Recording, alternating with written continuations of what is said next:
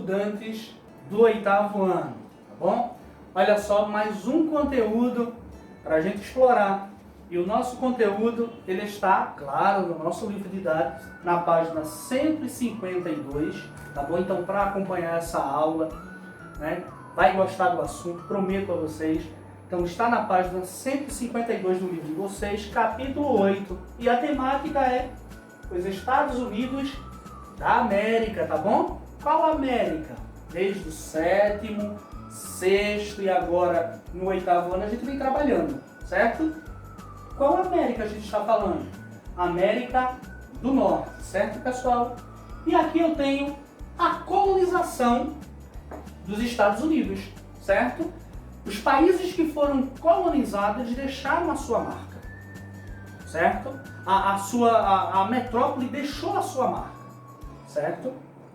No caso dos Estados Unidos, eu tenho aqui a metrópole, era justamente a Inglaterra.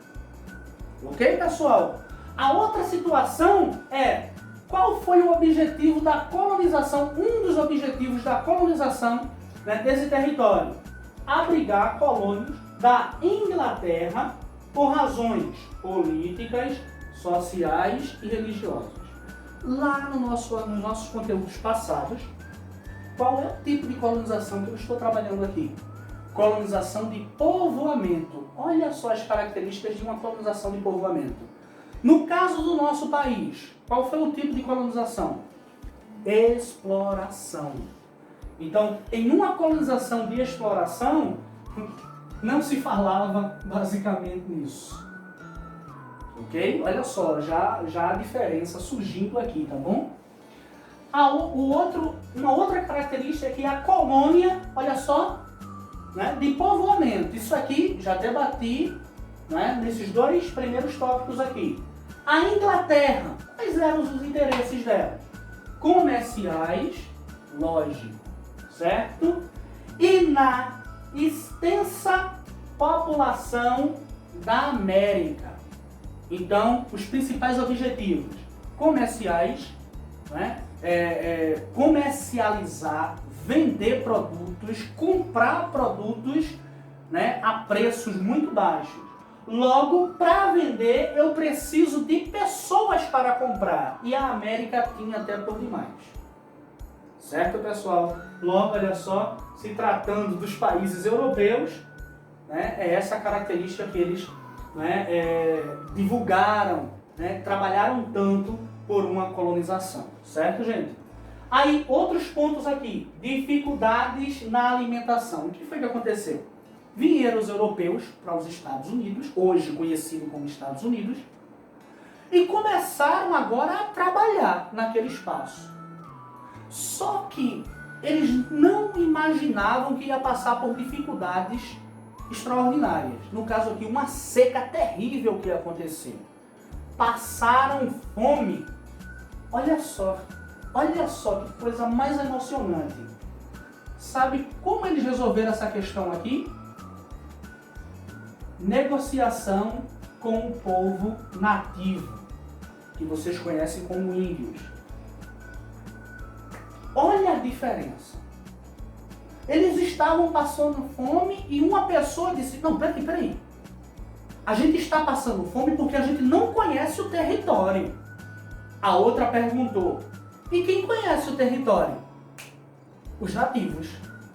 A gente precisa conversar com eles. Chama os índios para cá. Olha só, a gente está passando dificuldade, estamos passando fome, a gente não sabe o que faz. Por favor, oriente-nos, já que você conhece esse território, já que esse território, né, é a palma da mão de vocês. Olha só, a primeira atitude que tiveram foi buscar os nativos e buscar orientação de quem conhece aquele espaço. É bem interessante esse destaque aí, tá bom? Inicialmente a mão de obra era livre, certo? Depois eles também, né, praticaram a escravidão, utilizando-se justamente dos africanos, também, tá bom? Com o passar do tempo, a colônia adquiriu características no mundo individual, né? Como assim? Estavam ali pessoas de todos os países europeus. Estava todo mundo com um único objetivo: precisamos organizar esse espaço, colocar a nossa cara nesse espaço, deixar as nossas características.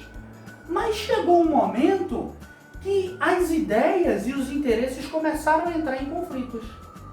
E aí, qual foi o outro tipo de negociação? Olha só, eu vou seguir meu caminho e você segue o seu, tá bom? Então, destaquei aqui para vocês, começou a tomar características no mundo individual. Isso aqui está muito parecido com o sistema que a gente está incluindo hoje, o capitalismo, não tá? Então, eles já começaram, né? Olha só, eu tenho a independência dos Estados Unidos, certo? Como foi essa independência? Guerra dos 7 anos entre França e Inglaterra. Quem ganhou? Ok, pessoal? Aí começou a acontecer movimentos lutando pela independência. E o interessante aqui, que o início desses conflitos não era para ser independente da Inglaterra, era para ter uma negociação. Os colônios, eles queriam permanecer dependente da metrópole Inglaterra. Só que eles começaram a dizer assim, eu estou sendo roubado. Peraí, eu quero que você continue sendo meu patrão. Mas assim, tá demais. Tá demais, olha só, eu tenho aqui a lei do chá. Depois aconteceu um outro movimento, né, do selo, que é isso, só poderia comprar os produtos que estavam selados pela Inglaterra. Eles não se sentiram bem com isso. A lei do açúcar, só poderia comprar o açúcar que fosse, hoje, uma palavra tão conhecida, homologado pela Inglaterra.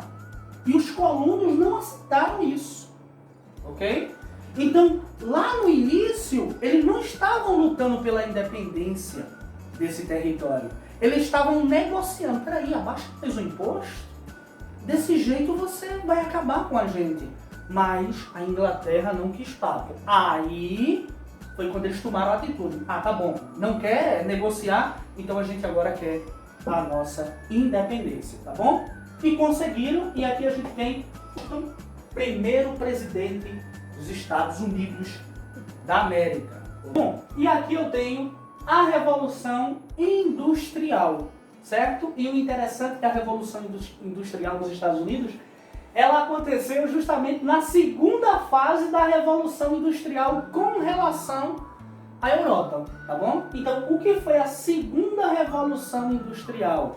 As máquinas já começaram a utilizar o combustível fóssil, gasolina, petróleo e assim por diante, tá bom? Essas são as marcas da segunda Revolução Industrial. Surge o Taylorismo e o Fordismo, tá bom? Taylorismo e o Fordismo, já escutaram lá a marca de carro Toyota, Ford, Fiesta, olha aí o comercial, não é? Então tem tudo a ver com essas marcas aqui, tá bom? Porém, quando ela surgiu, essas pessoas aqui, eles, grandes empresários da área da fabricação de automóvel, eles pararam e começaram a pensar, estamos perdendo muito tempo e perder tempo é perder dinheiro na visão capitalista. Ele pensou, né, o sistema Taylorismo. Eu preciso criar um sistema, olha só agora a maldade da situação, que não necessite da inteligência humana. Ele só precisa, olha só, colocar a tampinha desse piloto aqui. Logo, começou a dividir os trabalhos. Então, em uma fábrica de automóvel, né, antes, uma única pessoa, um conjunto de pessoas montavam, né, construíam um automóvel. Agora não.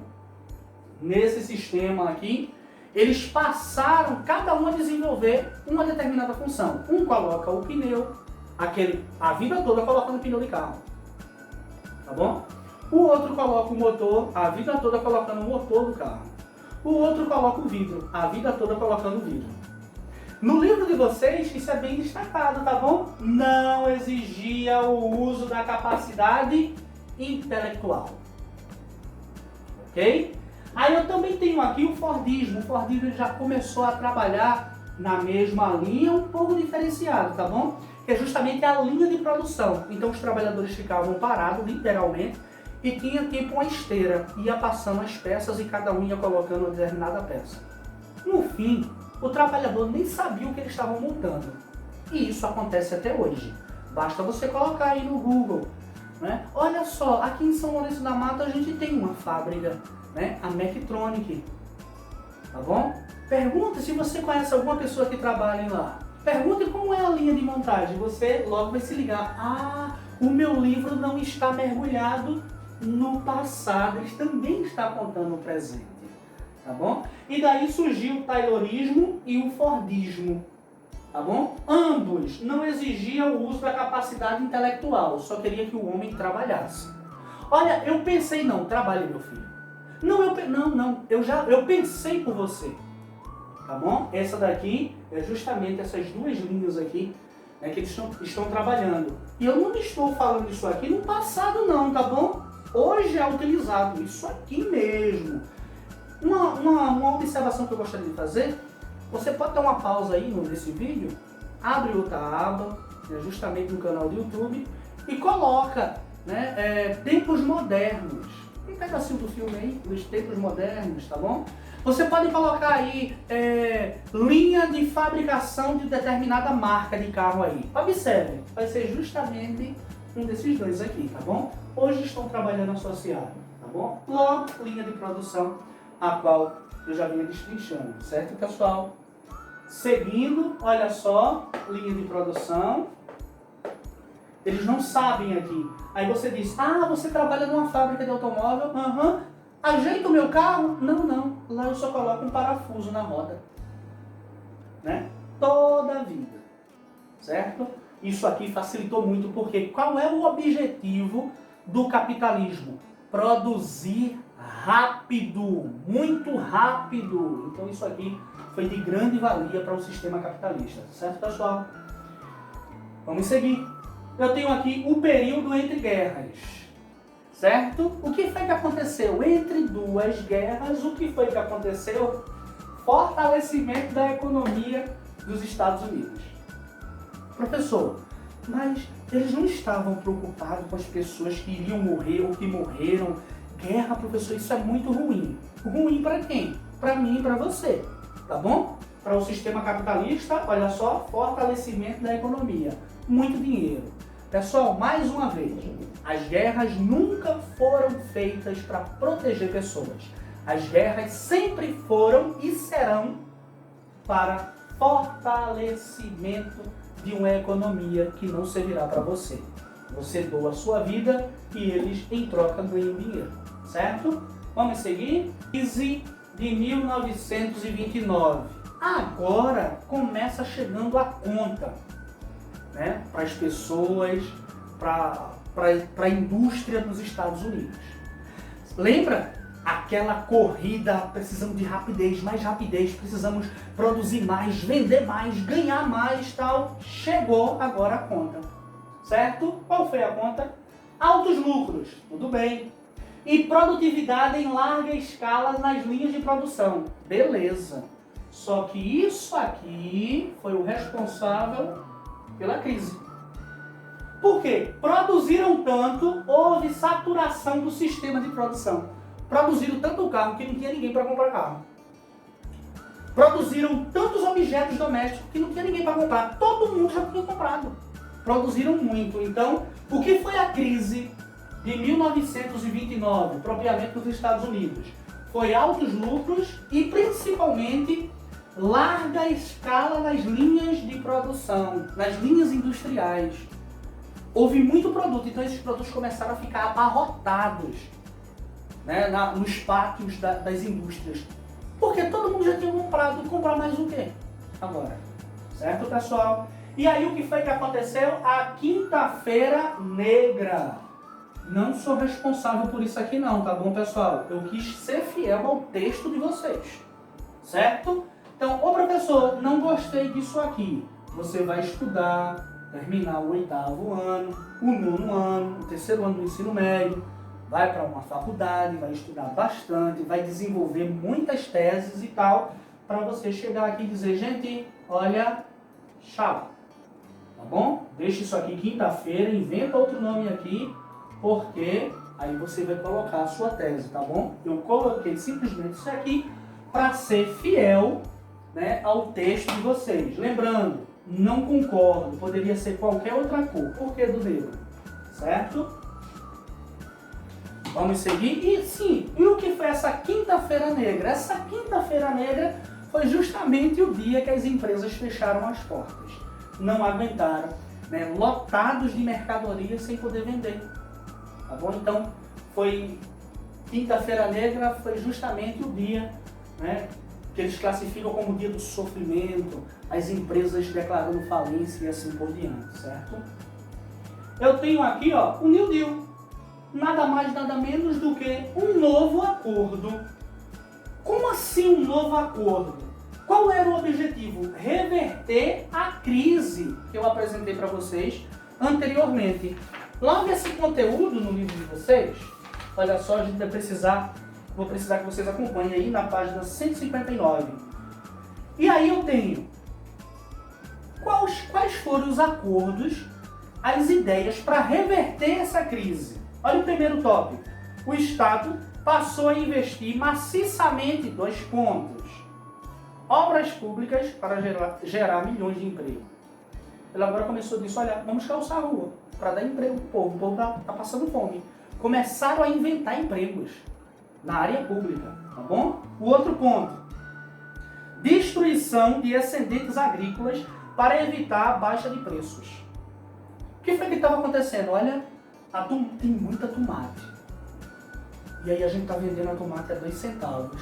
Gente, a gente está numa crise, a gente precisa aumentar o preço da tomate. O que eles faziam? Juntavam todos e colocavam fogo. E isso acontece atualmente. Sabe por quê? Para ficar uma quantidade menor. Lembra do 7º ano? Lei da oferta e da procura. Então eu tenho pouca tomate e muita gente procurando. Logo, quem quer tomate vai comprar pelo peso de ouro. Não quer tomate? E isso aconteceu com todos os produtos. E acontece atualmente no nosso país, na nossa cidade, no nosso estado. Com qualquer produto, tá bom? Então não se... Meu Deus do céu, como assim? Tá chovendo, a terra tá boa, e por que o preço do peito tá tão alto assim? Vai entender, né? Tá aqui para entender. O outro ponto. Controle sobre os preços e a produção para evitar uma superprodução agrícola e industrial. O Estado começou agora a controlar. Gente, pisa no freio aí. Aí foi quando começou a surgir a pesquisa de mercado. O que é a pesquisa de mercado? Olha, se eu produzir um determinado carro, assim, assim, tal, você compra? Ah, eu compro outro. Ah, eu não compro, tal. E aí eles começaram agora a utilizar, né, justamente a pesquisa de mercado e produzir dentro do esperado, para não deixar sobrar nos pátios das grandes indústrias. Diminuição da jornada de trabalho para proporcionar novos postos. Antes, o trabalhador entrava às 7 horas da manhã e largava às 10. E aí tiveram uma ideia maravilhosa. Disseram, vamos separar em 3 turnos. Certo? Primeiro turno, segundo e terceiro. Mais pessoas trabalhando. E o salário, professor, continuou o mesmo? Não. Não, continuou o mesmo. Né? Claro, eu trabalhava o dia todo. Mas agora, meu querido, você só está trabalhando meio-dia. Diminuiu. Logo abriu oportunidade para o outro. Logo estava todo mundo trabalhando, tá bom? Foram ideias que conseguiram reverter, né, aos poucos a questão da crise. Sim, conseguiram, tá bom? Mas a população sofreu muito. E não sei se vocês estão sentindo isso, mas quando a gente está trabalhando aqui com história e geografia, parece que a gente está falando de algo tão atual, né? Parece que a gente está contando a nossa própria história na atualidade. Que interessante, né? Ou parece que está se repetindo. A Segunda Guerra Mundial. Qual foi o objetivo, professor? Fortalecer a economia das fortes potências globais. A primeira potência global, Estados Unidos. Tá bom? E aí, muitos alunos, vez ou outra, perguntam aos professores de História e de Geografia. Professor, quem ganhou a Primeira e a Segunda Guerra Mundial? O livro de vocês diz isso. Tá bom? Traduzindo, Estados Unidos ganhou a primeira, Estados Unidos ganhou a segunda. Tá bom? Tudo em nome de... E outro detalhe, saiu ileso das guerras. Certo? Simplesmente só abriu uma linha de financiamento para os outros países tão bobinhos entrarem na briga. Ele chamou, ele disse que tua tia é muito feia. Ah, foi isso. tal. E aí foram para a guerra e ele oferecendo armas, oferecendo todos os materiais. Acabou a guerra, os países ficaram em dívida com ele. Quem saiu lá em cima? Estados Unidos da América. Primeira e Segunda Guerra Mundial. Tá bom, pessoal? Aí, ainda dentro dos Estados Unidos e muito mais atual, né, em tempos atuais, a gente tem aqui os atentados terroristas. É claro que depois disso tudo que a gente debateu, os Estados Unidos, né, começou a colecionar inimigos ferozes. Né? E é claro, né, toda ação tem uma reação. E aqui eu coloquei a imagem, né, que para os Estados Unidos, né, é uma das mais marcantes. Né, para a atualidade, a gente tem aqui o ataque às Torres Gêmeas, 2 aviões com passageiros, né, sequestrados, né, entraram em colisões com essas 2 torres. Morreram todos do avião, é lógico, né, e quem estava também nesses prédios aqui hoje, né, é uma marca histórica para os Estados Unidos e assim por diante. Logo, isso aqui abriu portas para o Afeganistão. Precisamos fazer guerra ao terror. E aonde é que está o Afeganistão? Olha só que coisa mais interessante, que coincidência. Olha, no Oriente Médio. E o que tem no Oriente Médio, pessoal? Petróleo. Ah, todo mundo se interessou. E sempre eu digo, quer encontrar petróleo em qualquer lugar do mundo, só é seguir o dedinho dos Estados Unidos. Ele nunca erra, certo? A hegemonia dos Estados Unidos, certo? O que é hegemonia? O poder dos Estados Unidos. Como ele adquiriu todo esse poder, esse destaque planetário, tá bom? Fortificou-se com as guerras. Ué, como assim? Que pessoa é essa, professor? Que país é esse que se sente bem com a guerra? Você vai ter que perguntar a ele lá, tá bom? Maior material bélico, tá bom? Ele tem o maior e o melhor material bélico. O que é esse bélico aqui? Armas, olha só, dava até para rimar com belo, né? Mas não tem nada de belo. É material para guerra, tá bom? Armas de guerra. Monopólio de armas atômicas. Monopólio quer dizer ele tem todo o domínio, todo o poder dessas armas aqui, certo? Bases militares por todo o mundo. Ele tem bases ali com seus associados. Né? Em cada país ele tem uma base militar e assim por diante, tá bom? A economia dos sonhos de muitos países, tá bom? Claro, todos os países gostariam de ter o destaque econômico dos Estados Unidos, só não sei se queriam os mesmos inimigos que ele tem, tá bom? Então, para você ter esse sonho aqui realizado, você tem que comprar todos os inimigos dos Estados Unidos e olha, a partir de agora, ataque-me. Tá bom? Se o país estiver disposto a isso, tudo bem. É com ele e ele mesmo. E aqui eu tenho as atividades. Livro didático, tá bom? Olha só as páginas 162 a 165. Como sempre eu falo, sou suspeito, né, de dizer que essas atividades estão maravilhosas, mas não estou mentindo, tá bom? Pessoal, foi um grande prazer estar aqui com vocês e como sempre, não perca a fé.